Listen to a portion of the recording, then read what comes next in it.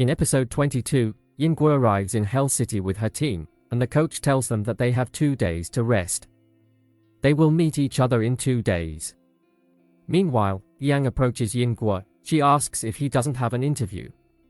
Yiyang says he has told them that this is his personal trip, so he won't do any interviews. Yiyang tells Yingguo that they are going home now. Yiyang and Yingguo arrive home. Yingguo checks her room, which is exactly as it was before. Just then, Xiaoqian approaches Yiyang to meet him. Xiaoqian talks to Yiyang, and Yingguo asks Xiaoqian if he doesn't recognize her. Upon hearing this, Xiaoqian exclaims, "Hi!" Yingguo asks him where he's going. Xiaoqian explains that Xiaodong wants him to return to China. Yingguo, surprised, asks why. Xiaoqian reassures her not to worry, there's something he has to do. Yiyang tells Xiaoqian to email him his papers, he'll look at them later. Xiaoqian then takes his luggage and leaves. Now Yiyang goes to take a shower, while Yingguo watches her WeChat. Yingguo finds Yiyang's press conference and starts watching it. Many questions were asked to Yiyang at the press conference. Yiyang is also asked if the rumors about him leaving the game were true. Yiyang says it's in the past and everyone has their own judgment. Today, no matter how much I explain things, I don't expect everyone to believe me. So, what had to happen has happened. Becoming an athlete has always been my dream, and it's my passion for the game that brought me back. This path is mine, and I'll finish it myself. Hearing this, Yingguo feels very good, and now Yiyang is asked about his relationship. Yiyang clarifies to everyone that he's not single. Just then Yiyang comes from behind and asks Yingguo if she's enjoying it. Seeing Yiyang suddenly here, Yingguo is shocked. Yiyang tries to kiss her, but she quickly goes to take a shower. Later when she comes back, Yiyang is working on the laptop. Yingguo says that he should rest for a while. Yiyang agrees to rest and shuts down his laptop. Then the romance between the two begins. The next morning, Yingguo asks Yiyang if he remembers that she came to the billiard room on his birthday. Yiyang says yes. Now, in a flashback we see that Yingguo came to Yiyang's billiard room to surprise him on his birthday. Soon, Yiyang also arrives here, and is surprised to see Yingguo.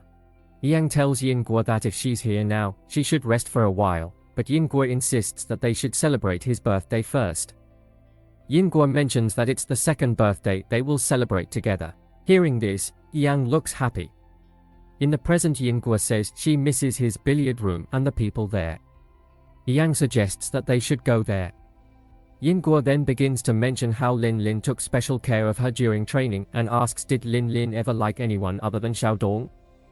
Yiyang says that if Lin Lin doesn't like someone, she will never meet them again. As for Xiaodong, I think Lin Lin still likes him. Now, Chen knocks on the door, who is asking Yiyang to go to the billiard room together. Yiyang tells Chen to wait for them. Yiyang tells Yingguo that this is Chen's last tournament, and after this, he will retire. Yingguo says it's too soon. Yiyang advises, just pretend like you don't know anything about it. Yingguo responds, okay. Yiyang says actually, I came here because of you and Chen. Whenever Chen goes for a tournament, he starts practicing immediately upon arrival and leaves right after the game to save as much money as possible for the club. But this time, I want to take him around. If I do that, he will never refuse. Yingguo says, okay, then I'll accompany you. After this, all three of them go to the billiard room, and Yiyang makes both of them practice. Now, Yiyang spends some time with his friends here. Yingguo and Chen are watching him. Seeing Yiyang, Chen comments, I think if we hadn't forced Yiyang to come back, he would have been so comfortable here. Yingguo asks, why are you saying this? All the people in Dongxin City wanted Yiyang to come back, right? Chen responds, only Yiyang wanted Yiyang to come back and take over Dongxin City. Yingguo says, but Yiyang didn't agree to that. Chen starts to explain that Mr. He was actually just Yiyang and Yiyang's coach. The rest had their own coaches. My coach left me after only 2 years. After that, no coach was ready to teach me. That's why I also didn't want to stay in the club. Yingguo asks, did Yiyang ask Mr. He to help you? Chen says that Yiyang talked to the people of Dongxin City. Yiyang said they have to teach me. This statement was very rudely spoken, which made many coaches angry because he didn't show any respect to the coaches at all.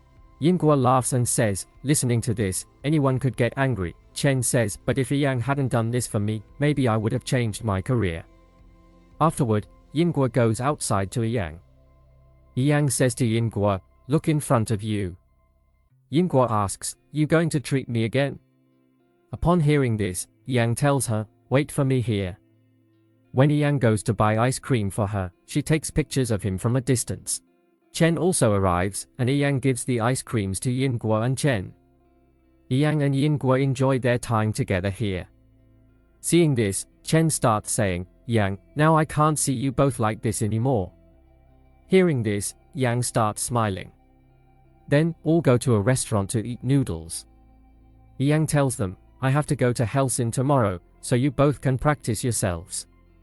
And if you need to go to the hotel, you should go by yourselves. When Yiyang arrives at Bay City, everyone is surprised to see Yiyang here. Xiaodong calls Yiyang in the office.